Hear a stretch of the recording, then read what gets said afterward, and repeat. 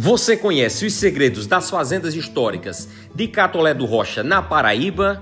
Com a ajuda do mestre Zezito Maia, revelamos intimidades jamais contadas e encontramos um documento antigo assinado por dois ex-presidentes do Brasil. Fica comigo até o final do vídeo e se surpreenda. Estamos na casa de fazenda da Fazenda Olho d'Água, construída pelo meu avô, Sérgio Hermenegildo Maia de Vasconcelos, que era genro do João Agripino I, lá da Fazenda Santa Dalina. Estamos aqui nesse terraço para, antes de entrar, mostrar uma modificação já feita pelo meu pai. Em 1956 construiu esse terraço, com arquitetura já modernista, com essas colunas de cimento armado, com essa viga e essa laje de cimento armado, aproveitando um mestre de obras que veio de João Pessoa, construiu os prédios da Escola Agrícola do Cajueiro. Ele aproveitou esse mestre de obras e trouxe para construir. Com esse piso de cerâmica, na época era o que existia de melhor, mais moderno, em pisos cerâmicos no Brasil, essa cerâmica Santo Antônio, que apesar de ser vermelha, mas mesmo descascada, continua vermelha, porque não é apenas o revestimento, mas ela toda superficial, não é um tingimento, ela toda é vermelha, com esse modelo de banco, também de cerâmica. Enfim, modificou a frente da casa, porque em si o modelo desta casa é exatamente igual à da casa lá do João Agripino, mudando apenas o tamanho. Ela é toda menor, o pé direito é mais baixo, a área dos cômodos é menor, porque foi construída, como eu disse lá, de acordo com as condições da época de Sérgio, que não tinha condições suficientemente altas, fortes, para construir uma casa como foi construída pelo primeiro João Agripino. Convido vocês para entrarmos aqui na sala. Ajude o canal Viva a História a continuar trazendo conteúdo de qualidade. Com uma doação de apenas R$1 ou R$2, através do QR Code na tela, você contribui diretamente para a manutenção do nosso trabalho, já que não contamos com patrocinadores nem verba pública. Sua colaboração é essencial. Eu gosto muito de objetos antigos, de arte popular e de história. A casa por si só já mostra o zelo, o cuidado, o carinho que eu tenho pela nossa história. Os retratos e as fotografias, eu chamo de retrato, trazem para as paredes os personagens que fizeram a nossa história. Começa pelo Coronel Maia, o nosso grande patriarca, passando por João Agripino, o primeiro João Agripino, sobrinho do Coronel Maia, e pai do segundo João Agripino, que era o meu avô. Que é o pai do governador. Exatamente. Estão os três aqui na entrada da casa. Nessa parede lateral está uma árvore genealógica, feita com desenho de Padre Américo, que mostra a minha ascendência do meu pai e da minha mãe, Maia Vasconcelos, Marise Vasconcelos. Nesse retrato aqui, o meu pai e minha mãe, que serão sempre referência para a minha geração e para as vindouras. Há um detalhe que você, Gabriel, me pediu para repetir. É colocado de forma bem alta para que os que observam levantem o olhar para ver a imagem de Zé Sérgio de Evinha. Ao levantar a cabeça, para nós, representa uma forma, um sinal de reverência e respeito à imagem e à figura que eles representaram para a nossa história. Vamos entrar aqui na estante. Estou vendo aqui vários prêmios. São vários troféus. Nós criamos gado de raça. Sim. Criamos gado do Zerá puro, de genética superior. Conseguimos fazer da Fazenda Olho d'Água referência no Brasil em genética do Zerá. E aqui tem apenas uma pequena parte de troféus que recebemos em algumas exposições. Exposições de Natal, exposição nacional do Zebu, que é a maior exposição do Zebu do mundo, com esse troféu de uma matriz que adquirimos no ano Uberaba. passado, lá em Uberaba. Arte popular de Portugal, essa bacia de cerâmica portuguesa. Portuguesa, né? Sim, Eu tô vendo ali cimento do pau-brasil. cimento para o Brasil. Pau-brasil. É. Esse baú também aqui, antigo. Baú antigo de antiquário, imagem de São Pedro Arrependido lá de Tracunhaé. Uma imagem semelhante existe no Museu de Munique, semelhante a essa aqui. A mesma foto. A mesma foto de Angelino. Alguns troféus também de exposições. Isso é um móvel antigo de tipografia. Eu particularmente nunca vi isso aqui. As gavetas eram destinadas ao papel e essas gavetas pequenas subdivididas para colocar os tipos, as letras que eram feitas de chumbo Sim. e colocadas na máquina tipográfica. Legal. Essa mesa aqui também foi de um antiquário. Era uma prancheta antiga de arquitetura. Ela foi rebaixada um pouco para servir de mesa de trabalho aqui para a fazenda. Vamos entrar nesse arquivo também de antiquário. Vale ressaltar que está no piso todo original. Todo original. Todo É do meu avô. Pé direito aqui bastante alto também, uma casa aqui. Ela é bastante fria também, né? Exatamente. Então, os móveis de Mesmo construção da estilo de arquitetura, de cobertura das casas lá de Santa Dália. Bom, aqui, de forma bem superior, muito acima dos demais, o retrato de Coronel Maia. Ícone, personagem principal da história recente da família Maia. Eu digo recente e eu digo do século XIX para cá. Foi Coronel Maia que delineou, que mostrou o rumo que a família deveria tomar. Até hoje. Até hoje, de dignidade, de honradez e de projeção dos grandes homens públicos, seus descendentes, Então também pouca gente sabe disso, viu? Pouca gente sabe disso. através da educação. Aqui Sérgio, com a farda de capitão da Guarda Nacional, que foi quem construiu essa casa, também final do século XIX, final do século XIX, década de 90 do século XIX. A patente de Sérgio da Guarda Nacional, patente de capitão, assinada por Campos Salles, presidente da República, e Epitácio Pessoa, ministro da Justiça, 10 de março de 1900. Esse documento aqui, vale salientar que é original. E a gente tem duas preciosidades. A assinatura de Epitácio e de Campos Salles. E a terceira, no verso tem o termo de posse do coronel comandante da 38ª Brigada de Infantaria da região, coronel Francisco Hermenegildo Maia de Vasconcelos, que era o pai dele. Aqui Otília, que era a esposa de Sérgio, filha do primeiro João Agripino, naturalmente irmã do segundo, que era meu avô, ou seja, meu avô, irmão de minha avó.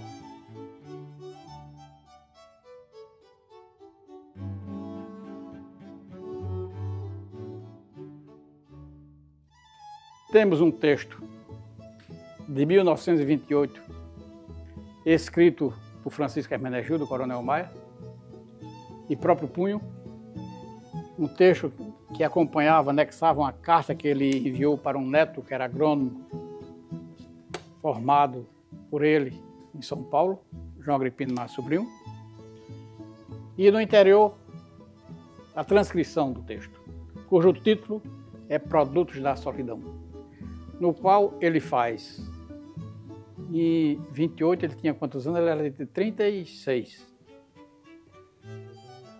Ele faz um paralelo entre os sentimentos do amor e do ódio, um desabafo, num momento de decepção, um personagem que ele ajudou e patrocinou a formação jurídica. Eu sempre gosto de destacar, e vai abrir o meu livro, essa frase: por amor a tudo perdoamos, mesmo morrendo de dor. Isso aqui é a patente de coronel de Francisco Hermenegildo, no mesmo ano, mas no mês de janeiro, né? Assinado também por Epitácio Pessoa. Campos Salles, que era o presidente da República, Epitácio Pessoa, ministro da Justiça. Perfeito. É preciso destacar que no meu livro eu vou tecer detalhes sobre o que motivou essas duas patentes de coronel e de capitão, que tudo foi feito de acordo com a orientação do Epitácio Pessoa, que era o grande líder político da Paraíba à época e amigo pessoal do Coronel Maia. E aqui na sala você retratou que era uma antiga luminária do Rio de Janeiro. Da Iluminação Pública do Rio de Janeiro, Rio de Janeiro, né? Fabricada no Canadá. Fabricada no Canadá. Isso. E isso aí deve ser da década de 50? Essa luminária, mais Foi ou lá menos? quando chegou a energia elétrica no Rio. A Light era a concessionária. a distribuidora. Perfeito. Aqui temos uma estante, também feita pelo meu avô, toda de cedro, retirado aqui nas nossas matas, obedecendo esse design, no qual ele transferiu para as portas desses armários embutidos. E no interior dessa estante, temos alguns objetos que pertenceram aos meus pais, à minha mãe.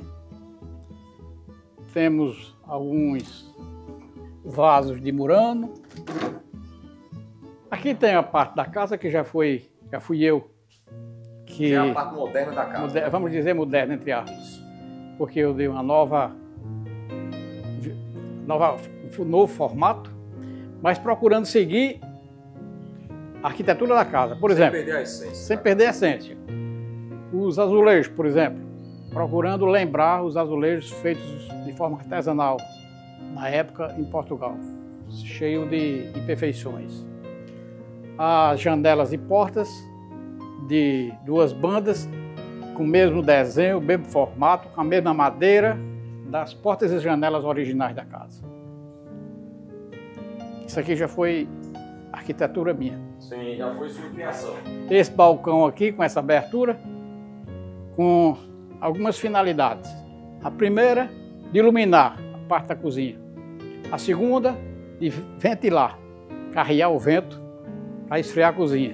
E a terceira, de que em várias ocasiões nós servimos refeições aqui a dezenas de pessoas, até 50, 60 pessoas, e servimos a refeição tipo americano. Colocamos a comida aqui nesse balcão e em fila todos se servem. E hoje está super em alta porque ela integra com a cozinha com um ambiente, com as duas salas. Ela integra.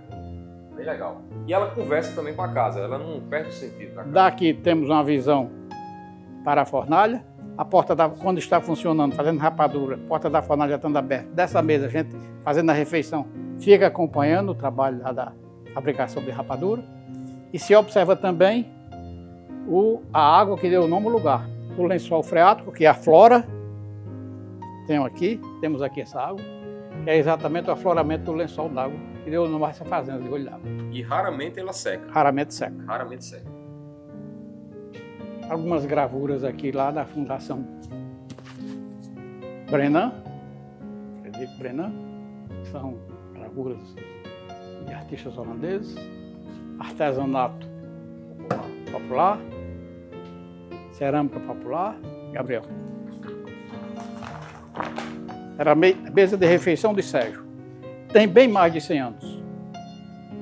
Nesta mesa foram tomadas decisões que repercutiram para a história da Paraíba e do Brasil.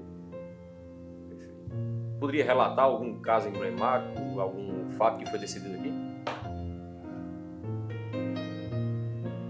João Agripino, apesar de não morar aqui, mas era vizinho, João Agripino, meu avô, sempre frequentava e com Sérgio dividia as suas posições e as suas decisões. Era um grande conselheiro de João Agripino. Sim, de forma sensata. Ele sempre ponderava e continha um pouco os ímpetos de João Agripino. Mas foi entre os dois que ficou decidida a aliança política de João Agripino com João Pessoa em 1930. Com o declínio do poder político e econômico de Valdivino Lobo, que até o início da década de 20 era o maior homem rico e poderoso do sertão, assume o comando político praticamente unânime desse recanto da Paraíba, João Agripino II. Em 1923, 1924, ele se torna o líder político de todo esse sertão. Em 1930, em fevereiro de 1930, ele recebeu a visita de João Pessoa e a comitiva em Brejo do Cruz e fez um pedido a João Pessoa.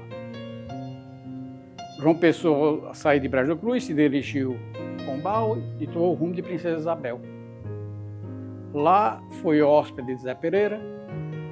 Zé Pereira questionou a questão do nome de João Suassuna na chapa do partido. Antigamente não existia voto pessoal, era o voto partidário, se votava no partido. E era natural que o nome de Suassuna, como ex-governador, como ex-deputado, constasse como um dos primeiros da lista do partido, para disputar a vaga de deputado federal. E pela ligação familiar de João Suassuna com Zé Pereira fechou questão no nome de Suassuna na lista do partido. João Pessoa não respondeu logo quando estava em Princesa, deixou para responder quando estava em Patos. O fato é que a negação do nome de João Suassuna na lista do partido motivou o rompimento de Zé Pereira com João Pessoa. E isso desencadeou todo um processo de violência com a Guerra de Princesa, com o assassinato de João Pessoa. Getúlio tinha perdido a eleição, aproveitou a oportunidade e usou o cadáver de João Pessoa para percorrer as principais capitais e com pretexto para mobilizar a população e usar o apoio das Forças Armadas, na época, os tenentes das Forças do Exército, para dar o golpe de 30. Tudo começou com a visita de João Pessoa a João Agripino em Brejo do Cruz, que depois eu contarei por que foi, qual foi o pedido que ele fez. Uma aula de história da Paraíba e do Brasil. Essa bola de cristal, fabricada na Áustria. Na Áustria? Sim, austríaca. Foi trazida por João Agripino I, nas viagens que ele fazia, e colocada sobre a platibanda da casa de fazenda que nós visitamos na atual fazenda de Santa Idalina. Ela ficava no centro, no ápice da platibanda da casa. Intacta a peça. Muito cuidado aqui também. Peça linda, viu? Isso aqui a gente está falando de quantos anos essa peça? 140, 150 anos. 150 anos. E a gente dá para imaginar como saiu da Áustria e veio parar aqui há exatos 150 anos atrás. Temos que reconhecer que naquela época os objetos de decoração todos eram trazidos da Europa. De decoração, mobiliário, ou trazido ou copiado do que era trazido da Europa. Ele que tinha acesso à elite da produção de açúcar dos engenhos de Pernambuco, pela convivência que tinha com esse grupo da Sociedade de Pernambuco, ele teve acesso e comprou, naturalmente, no Recife, nas imediações, esse objeto de decoração que fez questão de colocar como uma marca da passagem do espírito dele na nossa terra. Essa calça da farda de capitão da Guarda Nacional de Sérgio Hermenegildo Maia de Vasconcelos. Infelizmente, ainda cheguei a conhecer as dragonas, mas por falta de conservação, de certos cuidados, elas se acabaram. E eu tive o cuidado de guardar pelo menos a calça, que tem histórica preta, com essa faixa vermelha. Há detalhes como os botões são franceses, fabricados na França. E isso, pelo tamanho, torna-se evidente que Sérgio era um homem alto, com altura superior a 1,80 m, magro, seguindo um padrão fenotipo do pai dele, Coronel Francisco Hermenegildo, que também era alto, branco, magro, os olhos verdes. É uma característica do Maia de Vasconcelos. Então essa era a calça da farda da Guarda Nacional, em que Sérgio recebeu a patente em 1900, ou seja, tem no mínimo 125 anos. E praticamente intacto. E é guardado e bem conservado. Que material é esse, Zezito? Gazimira inglesa. Era o tecido usado antigamente. Que é parecido com veludo, né? Bem aveludado aqui, né? Aqui existia a garagem do carro do meu avô. Senão foi o primeiro automóvel da região de Catolé. No local da garagem eu fiz a reforma e construí essa capela, obedecendo critérios, padrões de arquitetura usados na época das construções do século XIX aqui no sertão. Esse sistema de molduras, a cobertura, Foi muito bem reproduzida. A cobertura. Uma construção antiga. com eribeira e tribeira. Eribeira. Essa pia batismal de pedra-sabão trazida de Minas Gerais. O sino antigo também, vindo de um antiquário de Minas Gerais. As portas obedecendo o padrão da época, feitas de madeiras daqui da região, de cedro, tirado aqui da mata. E o interior, e a oportunidade nós vamos entrar, obedecendo, seguindo um padrão de construção da Igreja da Conceição. Sim. Eu fiz essa capela, coloquei como o santo de devoção São José, por vários motivos, a começar pelo nome, passando por ser o santo padroeiro do sertão. E foi celebrada a primeira missa pelo vigário de Catolé, que deixou como um marco para a história a realização dessa missa com presença de vários familiares, de várias famílias desta região. O ano passado, em fevereiro do ano passado, foi celebrado neste local o casamento da minha filha Lara. Ah, legal. Que foi um momento emocionante e que marcou a nossa passagem nesta vida por esse marco aqui da nossa história, que é a construção dessa casa. Esse muro que continua depois da casa, que liga os armazéns e em seguida o engenho, o salão do engenho, numa extensão de aproximadamente 100 metros, que serviu de fortaleza no ano de 1922. Como eu já citei, o bando de cangaceiros que atacou o Valdivino lá no Dois Riachos estiveram aqui representados. Dos visitantes veio dizer a Sérgio que eles queriam conhecer aqui a Fazenda Olho d'Água. E Sérgio, que era o proprietário em 1922, de forma altiva e autoritária, disse que sabia de quem se tratavam e não recebia na sua propriedade bandidos e marginais. O visitante replicou dizendo que queriam vir de qualquer maneira. E Sérgio respondeu: "Você diga ao chefe que se vierem serão recebidos a bala." Esse relato foi feito a mim por meu pai, que na época tinha 9 anos e foi testemunha ocular dessa conversa. Depois que se retiraram, Sérgio chamou João Agripino, o segundo, e João Agripino traçou a estratégia de defesa.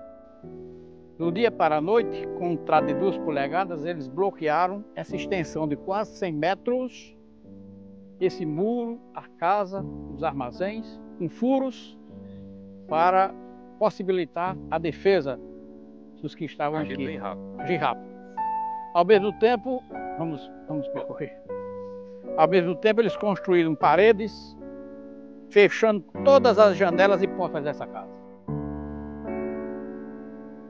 Naturalmente de tijolo solto, mas um tijolo grande, Uma espessura considerável. parede dobrada, impossibilitava o arrombamento das portas e janelas. Abria apenas essa porta aqui, mas de tal forma que existia uma parede. Então todas as janelas e portas foram fechadas. Todas as paredes bloqueadas. essa porta aqui abria de tal forma que dava passagem a apenas uma pessoa. E no canto aqui dessa parede, nesse pé da sala, tinha um monte de foice, machado e facão. Porque se porventura a munição se acabasse, eles entrassem, seriam cortados no ferro frio. Fazia parte da estratégia a ideia de João Gripino que a fazenda que fosse atacada, os membros da fazenda vizinha viriam para atacar os bandidos pela retaguarda. Se atacassem aqui, João Gripino viria com o pessoal dele atacar os bandidos pela retaguarda e vice-versa. Era uma estratégia infalível. E o Ulisses Liberato, que foi o personagem que aqui esteve, percebeu uma perspicácia, uma sagacidade que tinha e não tiveram a audácia de virem até aqui o Olho d'Água. Em fevereiro de 1922. Quem gostou do vídeo, curta e compartilha. Viva a história, viva Catolé do Rocha!